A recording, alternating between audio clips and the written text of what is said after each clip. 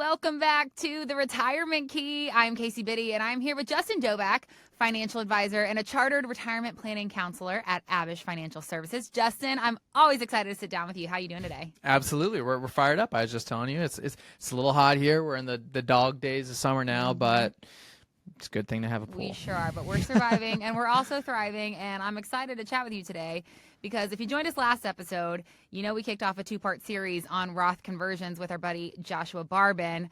We talked about what they are, how they work, and why so many people are talking about them right now. So today we're going to dive into part two, and we're shifting into the strategy side of Roth conversions. So not just what they are, but how to actually use them to your advantage. We're talking timing, tax brackets, legacy planning, even the ripple effect on Medicare and Social Security. So if you've ever asked yourself, should I convert now or should I wait? This episode is for you. Stay tuned. So Justin, I want to pick up with you right where I left off with JB. We have talked about what a Roth conversion is and why someone might want to do one, but timing is everything, right? So let's start there. When's the best time to consider a Roth conversion? Is it before retirement, during those early retirement years, or even maybe after you're already fully retired? What are your thoughts here? Absolutely. And the answer is, does not fall into any of those three things you just said. The answer is when you are at the lowest income earning years of your life. If that is while you're working and have W-2 salary, if that's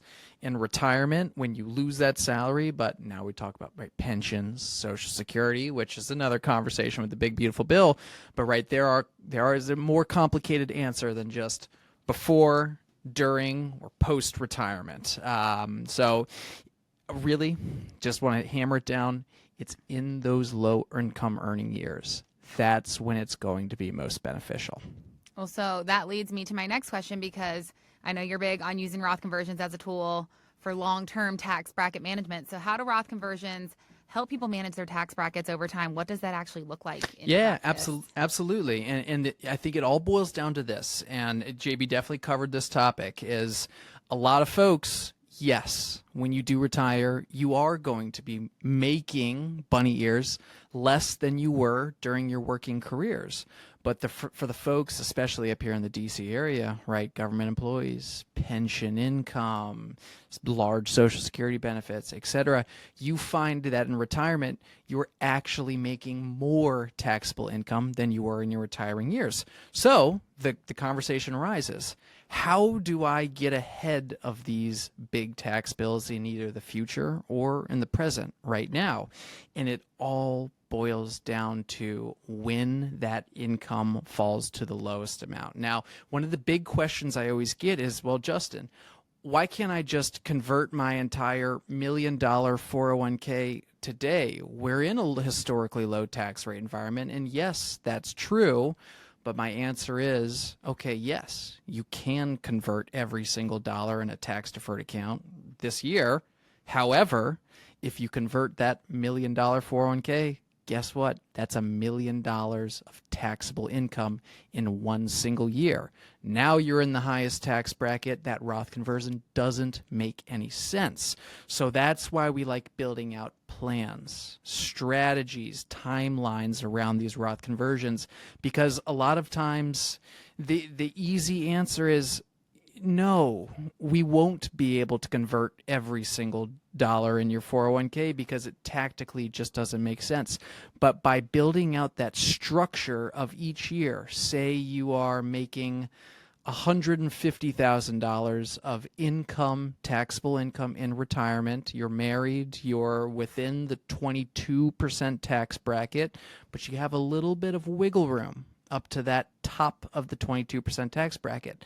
That's where we see opportunities to pay the taxes at a discount, right, because those are your lowest income earning years, fill you to the top of usually your existing tax bracket, get those dollars into a Roth IRA, can then grow tax-free, distributed tax-free, and no longer subject to RMDs. That's generally the focus when looking for that opportunity with Roth conversions. For sure. All right. Well, so far we've been mostly talking about the income tax side of things, but I know Roth conversions can also affect other parts of someone's retirement picture. So, Justin, how do Roth conversions impact things like Medicare premiums, Social Security taxation, or other income-based thresholds that retirees need to be on the lookout for? The sweet, simple answer is it is taxable income. So if you convert that $50,000 in this year, well, that's $50,000 of taxable income. Yes, we paid it at a discount. Now it's growing tax-free. Now it's distributed tax-free, all those wonderful things. But if you're concerned about your IRMA filing, your IRMA brackets with Medicare premiums, if you're concerned about your general tax bracket, if you're concerned about now your Social Security benefit, right, $150,000 or less to marry, filing jointly, your Social Security benefit is now income tax-free, right? If pushing yourself beyond that is a priority or concern to you, all right, maybe Roth conversions to a lesser degree make sense. But the bottom line here is that it is taxable income, and it does affect all of those brackets, all of those filings, IRMA, Social Security, Medicare, all of the above. So be very, very careful. Like I said, it's not let me just try and stuff things into a Roth IRA as quick as I can. It needs to be done tactically, because there are a lot of moving pieces. There are a lot of consequences if we convert even just a few dollars too much, right? That could be a make or break of a few $1,000s in your IRMA filings, your IRMA brackets. Exactly, yeah. And incorporating the help of a professional to help navigate you through this, because it's not just about taxes today. It's about that domino effect that could happen to everything else in your financial world. So you want a professional walking you through this so you don't make those mistakes. Now, Justin, let's talk legacy for a moment, because for some folks, the real motivation behind a Roth conversion is actually about their next generation. So should people who plan to leave assets to heirs be thinking about Roth conversions differently than someone who's just planning maybe for their own lifetime? Yeah, and this one's a little bit more complicated, and I'll preface it with a table of contents. Okay. That there is this thing called legislative risk, and everything that we talk about right now today is for our current laws and regulations regarding how different accounts are taxed at the end of your life, right? Traditional IRAs, 401ks, everything pre-tax currently is now subject to that 10-year rule. So as long as it's not a spouse, but if it's inherited by kids, family, etc., it's subject to that 10-year rule where the account must be depleted in 10 years' time, right? That could be a big tax problem. It could also be a benefit, right? You just got handed a big chunk of money, of course, great. But if you're a doctor, a lawyer, and you're making a lot of money in your 40s and 50s, and you inherit an inherited 10-year IRA, and you got to take those dollars out, guess what? You're paying it at those high taxes, okay? Now, the Roth IRA, anything after tax, right now in today's laws, it is inherited to those families, those kids, et cetera, beneficiaries, et cetera. But it still does apply to that 10-year rule. However, it's income tax-free. Okay. So the dollars still have to come out, but they get to utilize that tax shelter for 10 years. And ideally, we say just stretch it out as long as you can, yank it out at the end. It's all income tax-free. Okay. But that is as of today. There is always the risk, and especially when we're talking about life expectancy, 15, 25 years, these rules can change. So I just want everyone listening to this podcast to be aware that, yeah, right now, today, that is the case. We were talking about earlier this election year, Kamala, and talking about how unrealized gains may be taxed, how no more potential step up in cost basis for those brokerage accounts.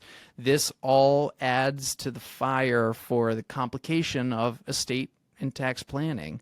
So, right now, as is, if you are concerned about getting dollars to your kids, your family, your beneficiaries in the most tax efficient manner possible, yes, Roth IRAs and Roth conversions, getting dollars into that Roth IRA is going to be immensely beneficial, but there will always be risks. Okay.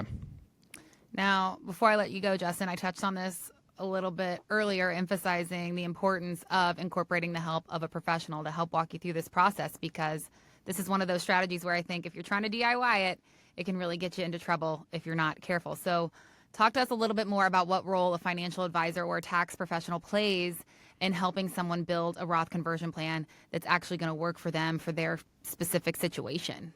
Number one, and most importantly, you need to have an income plan in place before we even start talking about Roth conversions. Okay. We need to understand each and every single year, say over the next 10 to 15 years, what are we anticipating your income going to be? And it needs to be accurate, right? If you say, hey, Justin, when I retire, my income's going to fall from $150,000 while I was working to $100,000. I don't think I'm going to spend that much. And I go, okay, yeah, I hear you. And we settle on that plan. We get to retirement. And you say, oops, Justin, I need to take a $50,000 distribution from my traditional IRA. And I go, ooh, okay, well, we did a Roth conversion. Now we have taxable income of $200,000. Oops. Now we're flirting with those IRMA brackets. We're flirting with the Social Security benefit now being taxable. We're flirting with, just larger tax brackets in general. So having that income plan is step number one. And you need, I know a lot of people are good with spreadsheets and like putting their stuff together. A true financial professional is going to look at all those stones that maybe you forgot to turn over. And I cannot emphasize enough. Come in and sit down, have a complimentary meeting with us.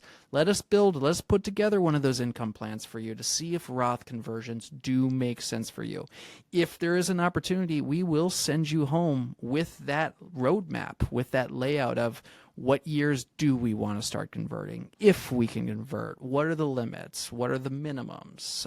If that's something that interests you, schedule a meeting with us. We're happy to walk through it. We talk about this on quite literally a daily basis. So this is something we got a lot of passion about. Justin, thank you so much for sharing your insight with us today. Roth conversions can be incredibly powerful, but they really need to be done intentionally with your full financial picture in mind. And exactly like you said, that is where the right advisor comes in to help walk you through this. So if you're listening, you've been wondering whether a Roth conversion could help you lower your taxes or create more flexibility in your retirement, or even pass more money on to your heirs when you leave, now's a great time to get that second opinion. You can head to theretirementkey.com. From there, you can schedule some time with the team at Abich Financial Services, and they can help you figure out if a Roth conversion is the right move for your specific plan.